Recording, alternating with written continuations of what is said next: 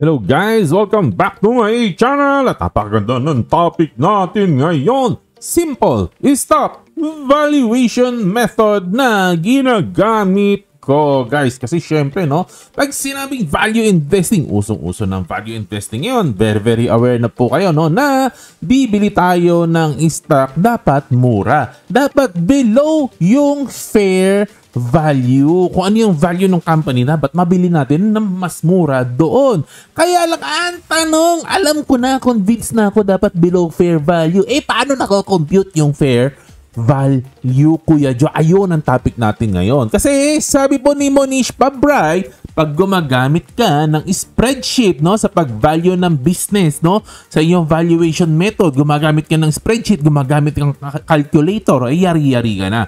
You are doing it wrong. Dapat simple lang daw ang valuation method mo. Kasi dapat po obvious na mura or obvious na fair value or obvious na expensive. Dapat isang tingin mo lang, alam mo na kung mura o mahal or fair. Yun ang ibig sabihin ni Monish Pabra. Hindi mo kailangan ng calculator. If you're using calculator at hindi pa rin obvious sa'yo, ay nako, malamang in danger ka. Risk na po yun. No? Okay, so in my own investing po, no, hindi na po ako gumagamit ng mga discounted cash flow, no, on free cash flow, no, kasi medyo mahirap i-compute yan eh. Hindi na ako gumagamit ng Gordon Growth Model kasi it requires yung ang tawag nito, it requires projection, no. It requires projection na pang forever. Wala namang forever no. Ano, hindi na ako gumagamit ng valuation ng mga brokers, ng mga website, at sasabihin ko sa iyan sa ibang topic, sa ibang video, ba't di ako gumagamit at hindi ko rin ina-average yung valuations ng iba't ibang website. Okay, simple multiples lang po ang ginagamit ni Kuya John. Actually, isang rule lang po ang ginagamit ko. I use a PE ratio below 10. Ganon lang po kasimple. No, halimbawa, ang price to earnings ratio sa mga beginners po sa inyo, sa hindi po familiar, ang price to earnings ratio is yung price, i-divide po natin ng earnings. Halimbawa, ang presyo, no, ang stocks ay binebenta at 10 pesos per share, tapos kumikita yung company ng 2 pesos per share. So, ang PE ratio po nito ay 5, no? 5, no? Ito po ay, kung gusto niyo pong interpret, ito po yung ROI o yung return on investment in years, no? So, since ito ay 5, no? Isipin mo, 2 pesos ang kinikita mo per share. So, if you wait 5 years, no?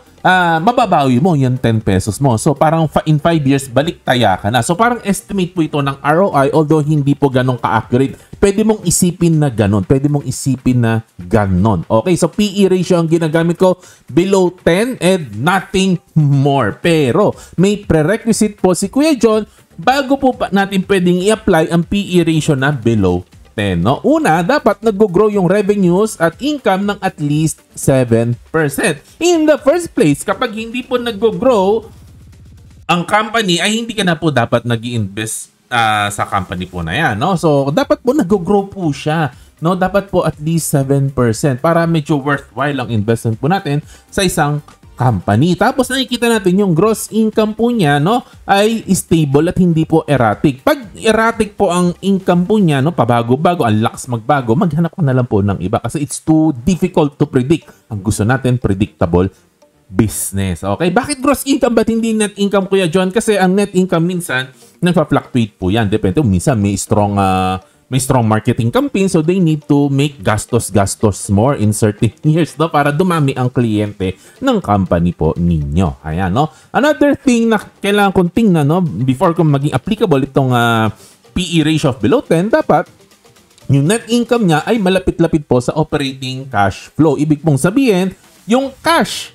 na pumapasok, no, dun sa operations po ng company po na yun, no, sa core business po ng company po na yun, dapat malapit-lapit po dun sa sinasabing net income. Otherwise po, yung net income o yung earnings na nakikita po natin ay baka po ito ay galing sa mga accounting adjustment na nakakasira at nakakabaliw sa ulo na sundan. Mas madali kasi simplihan natin ang buhay natin.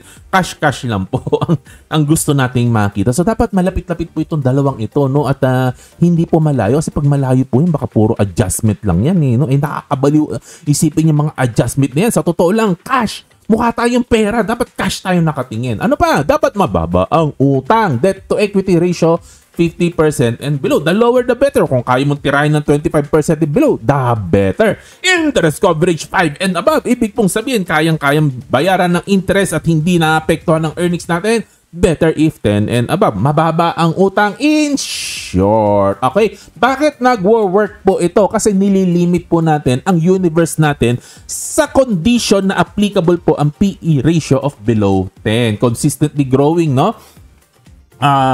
Kasi ang isang company na consistently growing at mababa po ang debt niya, ang fair po talaga na PE ratio po dyan is between 14 and 18. No? Rough estimate lang naman po natin yan. No? Ang PE ratio ng mga ganyang company is about 14 to 18. Consistently growing, mababa ang debt po niya. So, ibig sabihin, kapag ang PE ratio ng company ngayon ay 7, ay ibig pong sabihin, no, may possibility po ito na pumalo ng 14. May possibility pumalo po ito ng 14. So, kung from 7, naging 14 po siya in the future, kakaantay po natin, ay di may 100% po tayong potential gains. Kaya wala na din po ako margin of safety kasi nga po yung 14 to 18, yun ang fair value niya. And dahil tinitira po natin siya ng below 10, alam po natin na may margin of safety na po tayo. Diyan. Maliwanag po ba? Nakakasunod po ba kayo sa math? Kung hindi po, mag-comment kayo sa baba. Ipapaliwanag pa po natin ang mathematics po niyan. Okay. Kasi po, most investors just use simple multiples. Ayan, no? And of course, I also compared din yung book value. Tinitingnan ko rin yung book value, no? Ano ba yung book value, guys?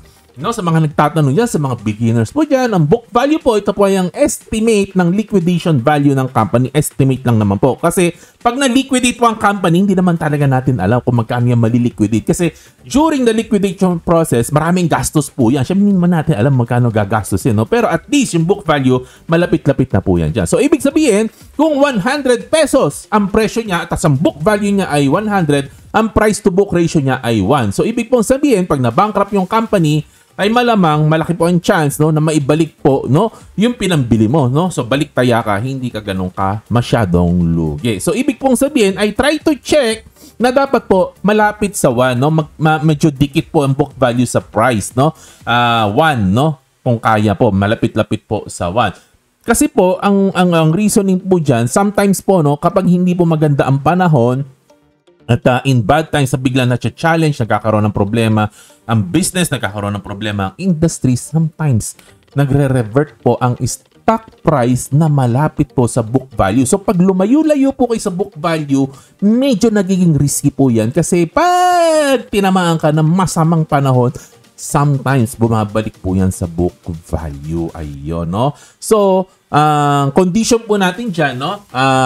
Sometimes kasi malaki talaga yung price to book ratio. Sometimes 2, sometimes much more than 2. Okay lang naman po yan. Pero dapat po, kung price to book ratio is high, like 2 and above, dapat po, exceptional po ang business po niyan. Dapat exceptional ang business po. Ibig sabihin na exceptional, dapat po malakas tumubo ang company. At nakikita natin for how many years ang lakas-lakas niyang tumubo. 20% or above ang tubo niya. Ibig sabihin, napaka-wonderful na business po niyan. So, ma-justify po natin na mataas na price to book ratio.